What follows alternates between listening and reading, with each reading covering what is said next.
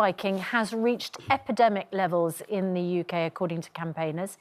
And research shows a third of women have either been spiked themselves or know someone who has.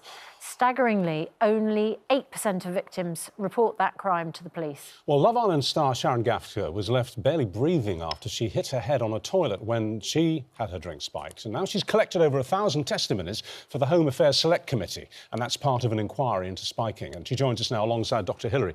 Sharon, how many times would you say you think your drink has been spiked? I would say since the age of 18, it's probably about 5 or 6 occasions that I've had my drink spiked, yeah. And do you know what drugs have been put in them? So it's been a combination. I can remember a time where someone's put MDMA in my drink, just as a bit of a joke. And then most recently, it was possibly a date rape drug that was put in my drink. Mm-hmm. Is this the incident where you hit your head, you had to go to hospital? Yeah. What happened? Because you, apart from the fact your drink was spiked, which is horrifying enough, you then had a dreadful experience, didn't you? Yeah. So for me, it was, you know, I was having lunch with my friend, celebrating a friend's birthday after the first lockdown. It was the first time I'd seen any of my friends for months the same way as anyone else. And this was lunch, you say? Yeah, it was lunchtime. I think by the time I'd reached hospital, it was probably about 7 p.m. So, you know, I wasn't at a seedy rave or a weird party or anything like that. I was just simply having lunch with my friends. You know, I think we can recall exactly which drink it was. And I couldn't class myself as quite a responsible drinker. I know my limits and I don't tend to like wander off after I've started drinking and things like that. So the fact that I'd been gone from the table for 10 minutes was like alarm bells to my friends. And they'd remembered that we'd gone to the toilet together, but I never came out. And then what happened? They went back into the bathroom to try and find me. No response from anyone. One cubicle was locked. My friend somehow managed to pick that lock. I think it was like with a pound coin or something. And I was like wedged between the door and the toilet of this cubicle. But the paramedics basically said, no, she's had too much to drink. She needs to go and sleep it off. So it wasn't taken seriously, was it? No, I think for me it was that, 2 male paramedics arrived to look at me. I think maybe the NHS and paramedics do have a lot of instances where people have been over drinking and then, you know... Yeah. How do you know you were spiked? Is it the way you felt afterwards? Or was there a blood test taken? What's the sort of evidence that you have for the spiking? I don't for a moment doubt your account. No.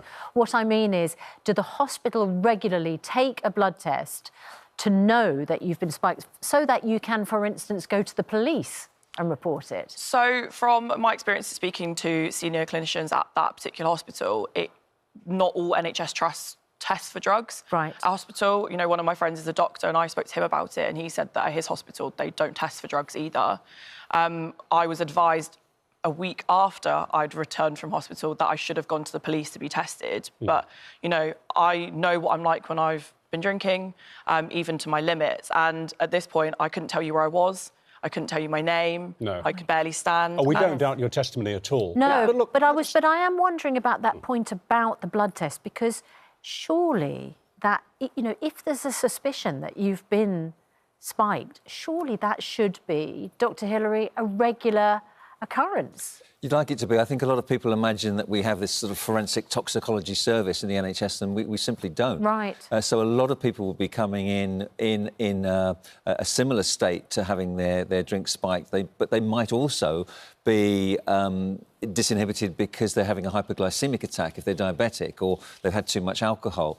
So, you know, what the clinicians tend to do is stabilise people, look at their vital signs. If they're OK, are you going to send off every blood test for toxicology? The NHS isn't going to do that unless it's subject to a criminal investigation. The police are already involved. And did you... Or the patient is very unwell indeed. I mean, I would want every single one of these to be investigated, but from those figures, only 8% of victims report this to the police.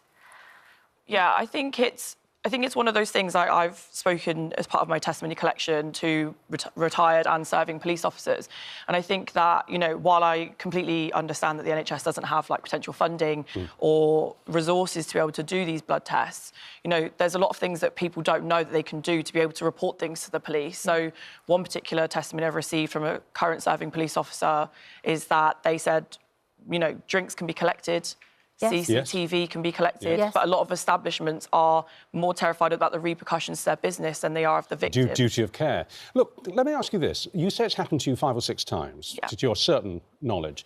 How do you think these drugs have been put in your drinks? Has it happened when, do you think, when you've gone to the toilet? Has it happened when somebody has bought you a drink at the bar and maybe they've masked the glass from you as they've dropped something in? Has it been someone walking past the table? Have you any idea at all how it's happened? I think maybe when I was younger, pre-COVID times, it was probably when I was in a nightclub and, you know, 18-year-old Sharon probably wasn't as much of aware as, you know, keeping my drink close to me. Shouldn't have to be. That's Shouldn't have a to, shocking thing, isn't it? Why, Yeah. if you're going to a nightclub, should it be your responsibility to make sure someone doesn't drug your drink? I just think it's so frightening.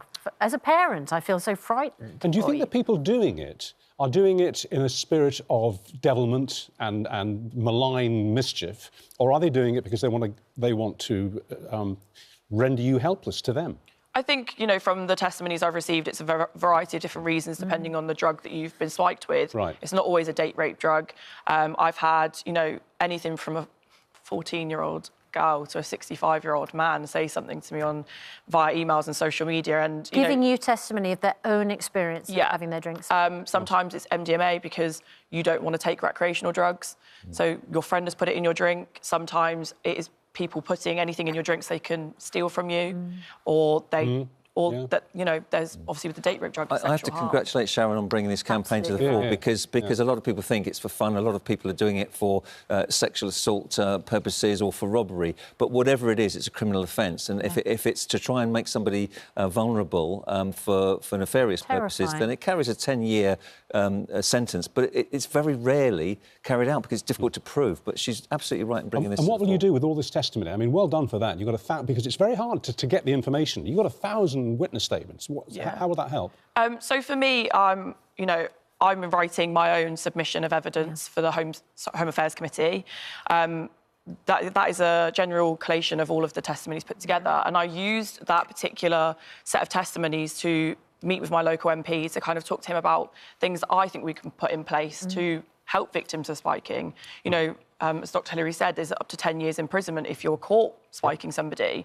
But for me, it's more, I'm asking for more proactive legislation rather than reactive. I think in terms of PHSE education, we're taught about Class A's and why you shouldn't take them, but not about the effects of spiking and sexual assault and consent and things. I think you're brilliant, and because you're making a difference. You're actually getting into a very, very knotty problem, and you're cutting into it. So, huge congratulations. Thank you. The Home Affairs Select Committee is calling for evidence. That's why you've gathered all this testimony, and the deadline for submitting that is tomorrow. Tomorrow, It's important work. Thank you very much indeed. Thank you. No worries, thank you. Well, look, sorry for your if you've been affected by any of these issues raised, and some of you must have done, then you can find advice and support at itv.com/helplines.